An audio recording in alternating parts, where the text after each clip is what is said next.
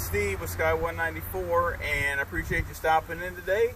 And today is just basically a post-race update on Road Atlanta. Excuse some of the road noise. I got a main road right behind me here. Basically, everything went okay with the Corvette, other than we just had a lot of teething issues. I just got over it real quick. It's gonna be a real quick little vlog about it. Basically, Saturday went pretty. It was probably the best day. Saturday went good. I ran a quick time of a 131, lower 131, I think it was. I'm gonna have to look over I still got to look over the video, see what's good or bad. We did some adjustments on Saturday. Got the car lowered in the front, trying to help it turn, grip a little bit better. That seemed to help some. And then, unfortunately, I ran over some curbing pretty aggressively, and I think it jostled something. Plus, just that these canards that work so well were working a lot better than we thought. And basically, I was doing on the GPS, it showed me doing 160, at least that much we looked at on the data, and it was pushing down so hard that it popped this top bump where the bumper attaches right here. There's a pin, and it popped it because it's just pushing down on the front end so hard.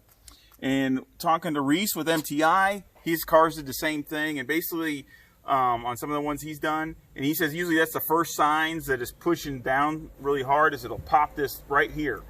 And so basically what we have to do is it needs to go back there, and the bumpers just tweaked a little bit. I mean, nothing's damaged, it just tweaked a little bit, and they need to take this off, make sure it's back aligned again, put a new pin in here, but then he's got to brace it up like one of his other cars, put a lot of hard bracing in there and brace this whole nose up harder so there's no flex.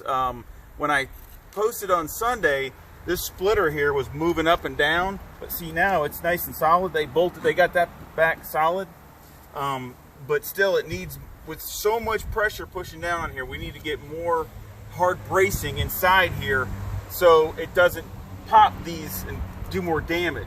So that needs to get done. And then unfortunately, we just had a lot of stupid things, things that nobody can see coming.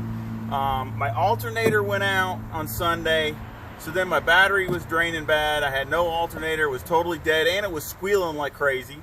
So then we came in, and I went down to the local auto parts store, and all they had was a reman. They had MTI pulled it off. I went and got this, my wife got the alternator. We swapped it back out.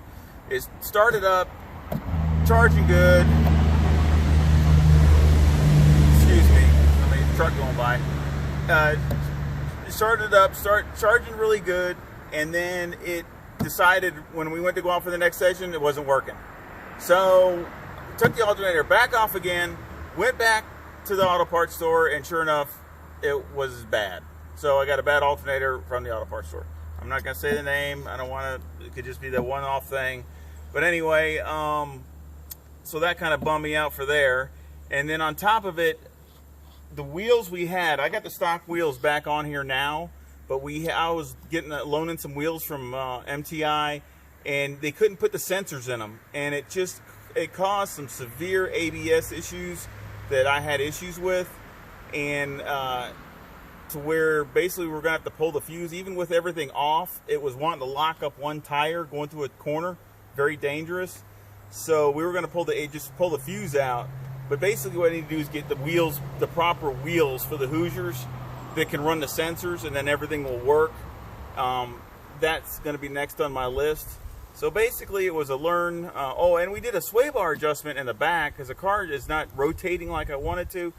But we'll never be able to go out and try it with the alternator issues and just all the other things going on. So basically, it was a lot of fighting, and still had a great time with MTI, still had a great time with my wife, still had a great time with some other guys that were out there.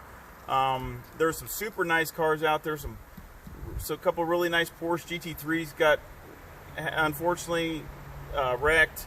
A super nice Ford, the FR, the F350 race car, it was a GT350 race car that's from Ford, that you buy from Ford. Beautiful car, and he wrecked it pretty bad. I felt really bad for him. I mean, the car is all fine. Everything's good. Motor's running strong. We just got some teething issues and things that you got to make adjustments with. But I just wanted to give you a post update that everything's fine, and just keep moving on. And I'll probably check in and maybe do another update here in another month or so or whatever when we do something else in the car. And I hope you check out my other vids, my sim racing, and I have a model review coming up here real soon. And I sure hope you like and subscribe and hit the bell for notifications and come back and visit again. Y'all take care. See ya.